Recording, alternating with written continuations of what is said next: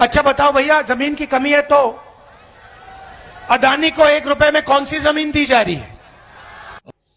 राहुल गांधी यानी पप्पू, तुम्हें जो यहाँ पर भूल के चला गया है तेरा खानदान, कभी उनसे तुमने पूछा है कि क्यों पाकिस्तान को युद्ध जीतने के बाद जमीन दे दिया हमेशा के लिए? ये तो लीज पे दिया है, वापस आ जाएगा। लीज पे दिया है, इससे कितना फायदा होगा बिहार को, ये वीडियो देखो रे नालायक। ओह गॉड, देखो अडानी को जमीन 1 रुपए में बेची नहीं गई है बल्कि लीज पे दी गई है 30 साल के लिए, और बदले में अडानी को 26,000 करोड़ का इन्वेस्टमेंट करना पड़ेगा। क्या आप और मैं 26,000 करोड़ का इन्वेस्टमेंट कर सकते हैं अगर जमीन हमें फ्री में भी दी जाए तो?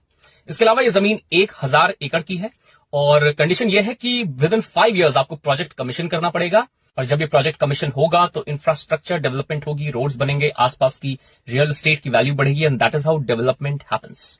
ये जो प्रोसेस था ये ई ऑक्शन प्रोसेस था, बड़ी ईमानदारी से, ट्रांसपेरेंसी के साथ बहुत सारी कंपनीज ने इसमें पार्टिसिपेट किया था, जैसे कि Jindal power, Torrent power, Lalitpur power, लेकिन अडानी ने सबसे कम रेट कोट किए।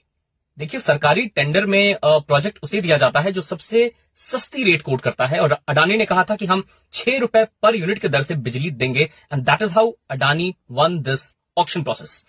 इसके अलावा अगर आप देखेंगे तो आंध्रा में भी 99 पैसे पर सरकार ने वहां पे लैंड दी थी, जिसके कारण गूगल आज $10 बिलियन का वहां पे इन्वेस्टमेंट कर रहा है। सो अगर सरकार इंसेंटिव नहीं देगी इंडस्ट्रीज को तो इंडस्ट्रीज क्यों आएगी? वैसे भी जब इतने सारे डेवलप्ड स्टेट्स हैं हमारे पास, गुजरात है, कर्नाटक है, तमिलनाडु है, तो आप खुद बताएं कि आप इन स्टेट्स को छोड़ के बिहार जैसे बैकवर्ड स्टेट में क्यों जाना चाहेंगे अगर एक बेयर मिनिमम इन्वेस्टमेंट भी सरकार ना दे तो? सो लैंड किसी सस्ती या कंसेशनल रेट पे देना ये एक बहुत नॉर्मल प्रोसेस है। हमारे यहां उत्तराखंड में भी सिडकुल की स्थापना हुई थी और उसके लिए सरकार बहुत सारे कंसेशंस देती है, जिसके कारण उत्तराखंड में काफी प्रगति हुई है।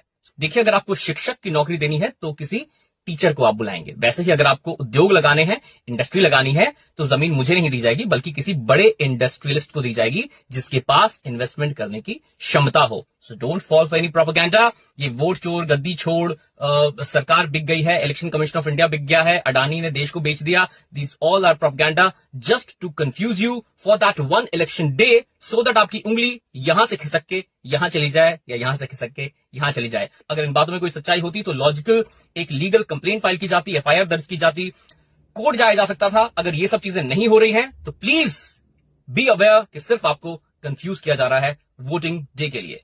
जय हिंद, जय भारत।